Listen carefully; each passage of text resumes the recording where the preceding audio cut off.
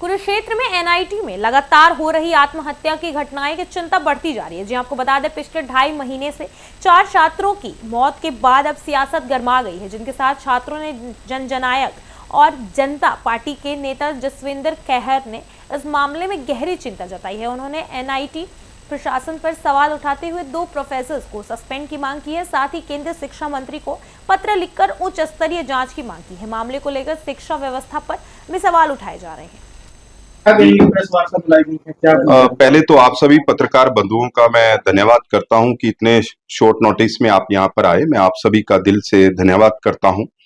आज कुरुक्षेत्र में जो एक अहम मुद्दा एक बना हुआ है, रात से ही आप सभी पत्रकार साथी और सभी जो स्टूडेंट्स हैं एनआईटी की जो धरा पर वो अपनी लड़ाई लड़ रहे हैं, और पिछले निरंतर फरवरी से लेकर अप्रैल तक जो 4 आत्महत्याएं जो बच्चों ने की हैं, वो अपने आप में गंभीर विषय है और चिंतनीय विषय है। आज की प्रेस कॉन्फ्रेंस का यही मुद्दा मेन है कि ये आत्महत्याएं एनआईटी में क्यों हो रही हैं। आज अगर रात की बात करें, सारा रात स्टूडेंट ने प्रदर्शन किया और विभिन्न अपनी मांगे रखी, लेकिन मुझे ये कहते हुए ये अपने आप में एक ऐसा लग रहा है कि हम कुरुक्षेत्र की पावन धरा पर बैठे हैं और जहां पर ऐसे हमें देखने को मिल रहा है। और शर्म की बात यह है कि यहाँ रात का ये सारा इंसिडेंट होने के बावजूद भी हमारा जिला सीएम जिला जाना जाता है। ना तो यहाँ पर अभी तक हमारे माननीय सीएम साहब ने उन बच्चों के प्रति कोई संवेदनाएं प्रकट की हैं, ना कोई उनके हक में बयान दिया है, ना ही यहाँ के एमपी ने कोई बयान दिया, ना ही यहाँ के मौजूदा एमएलए ने कोई बयान दिया है। और जो अपने आप में राजनीतिक यहाँ पर बने घूमते फिरते रहते हैं, ना तो उन्होंने जाकर बच्चों की सुध ली है।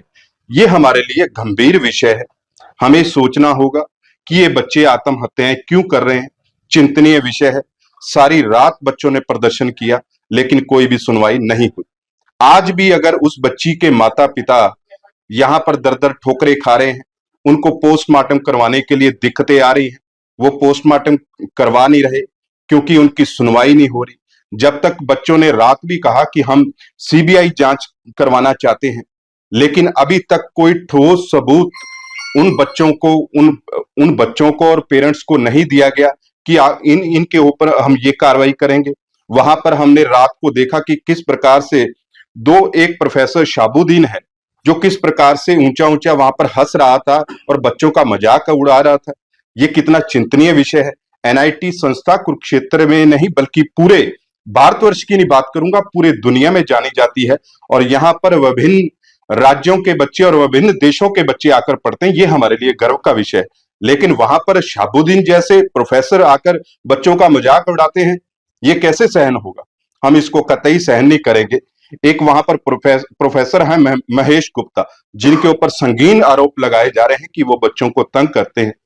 तो ये देखना होगा कि ऐसे प्रोफेसर के ऊपर जब आरोप प्रत्यारोप लग रहे हैं तो वहां के डायरेक्टर कैसे मौन रह सकते हैं।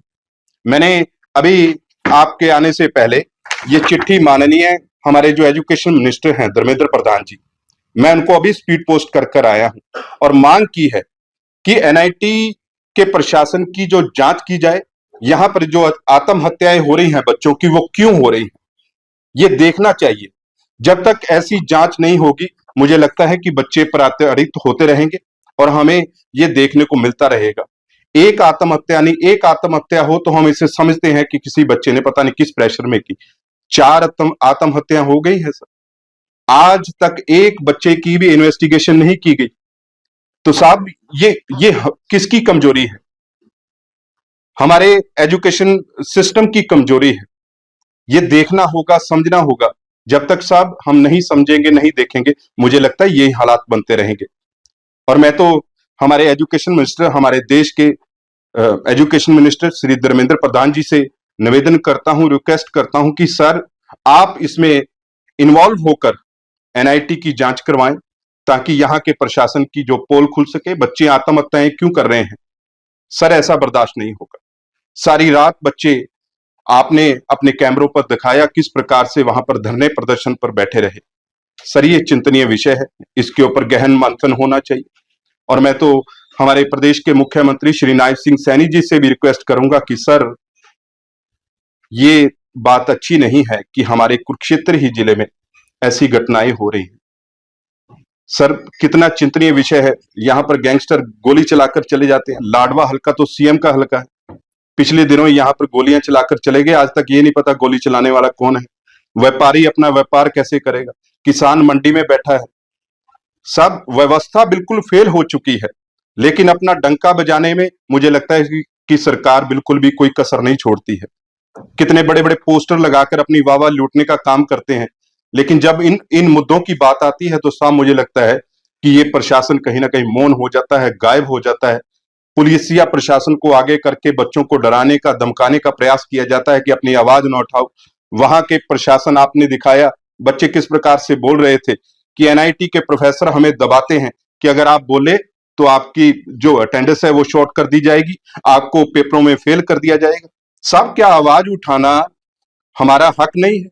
अगर कोई प्रोफेसर गलत कर रहा है, कोई प्रशासकीय अधिकारी गलत कर रहा है, तो क्या हमारी आवाज उठाना गलत है? जब ऐसी बातें होती है तो स्टूडेंट की आवाज को दबा दिया जाता है। मैं एक बात तो कह देना चाहता हूं साहब, हम सभी एनआईटी स्टूडेंट के साथ हैं, और जो भी एनआईटी के स्टूडेंट अपना जो भी निर्णय लेंगे, हम उस निर्णय के साथ चलकर एनआईटी के प्रशासन को ये बताने का कार्य करेंगे कि आप इन बच्चों को अकेला मत समझो। हो सकता है ये दूसरे देशों से आए हों, दूसरे स्टेट से आए हों, लेकिन है